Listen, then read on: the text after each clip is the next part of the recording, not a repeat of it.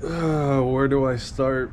God, there's been so much stuff going on. Since the last video, something really bad has happened to the Volvo. It kind of broke my heart for like an hour, and then I kind of got over it because I always did want to replace the engine on this car. Long story short, I've been having some issues where if I don't let the car heat up completely and I mash on the throttle, it'll start dying out on the top end or sputtering out, kind of like losing power. I'm not sure what that's from, if it's something spark related or something with the MAF, as the tuner said. So that's what I was experiencing. Now, yesterday, before the car fully warmed up, I mashed on the throttle, which is not what I usually do. I just wanted to see what would happen. And then I started hearing this really, really bad ticking noise that I'll play right now.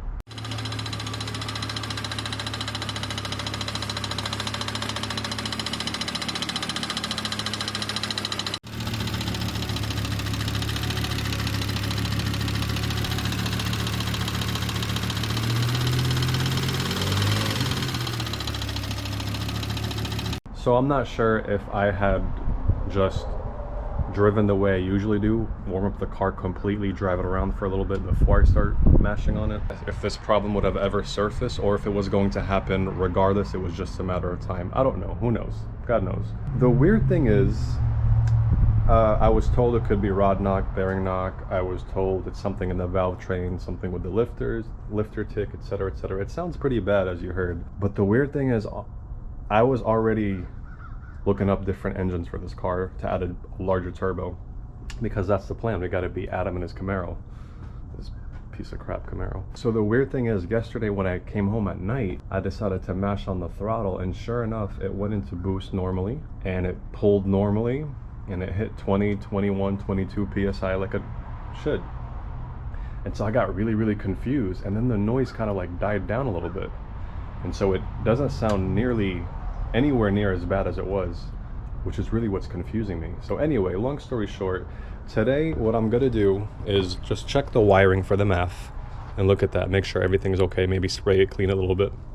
But I really want to check the spark plugs, and I want to make sure that they look okay, they're gapped correctly according to what I had them last time. And since I'm in there, the car is already warm, I'm gonna pull the fuel pump relay so I'm not spraying any gas in the cylinder walls, and I'm going to do a compression test and just see what happens. You know, I'm not sure if one thing would be related to the other, if having rod knock is going to affect that, but I'm just curious about these parameters that I'm going to check today. And if all seems well, I'm just going to drive the car the way it is. And as a matter of fact, if things go well right now in my checkup, I actually might take it to a dyno.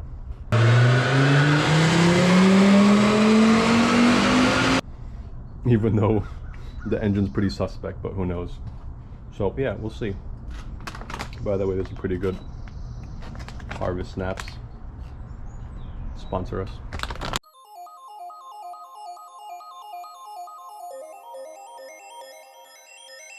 Alright, here go the spark plugs. As anticipated, they look brand new, because they are. All the tips seem pretty good, so that's a good sign.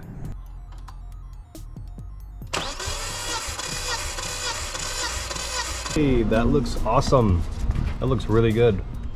So we're sitting at about 155, 156, something like that. As long as every one of these cylinders is throwing that same number, around the same number, then we're good to go. And now we're gonna go ahead and take this MAF off and give it a nice clean, and then we'll be done.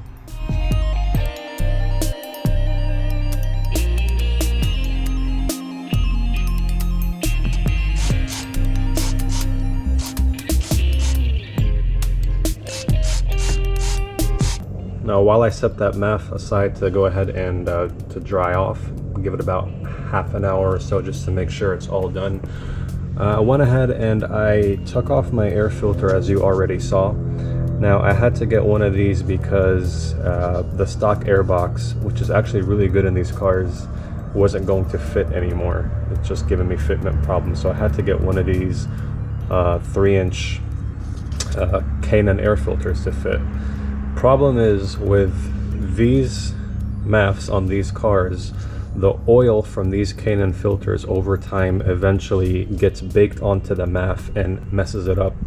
So since it was off, I went ahead and took the liberty of getting a dry flow filter from AEM. So this is essentially going to be almost, I mean, pretty much the same use, same application, but this is going to be a dry filter, meaning it's not going to have the oil aspect that can ruin the MAFs. Also, another good thing is that it's a little bit shorter, which means it's not going to rub against my fender on the car like this one did. So excited to put this one on. And yeah. Oh, interesting. Made in the USA, and this one's made in the USA. That's pretty cool.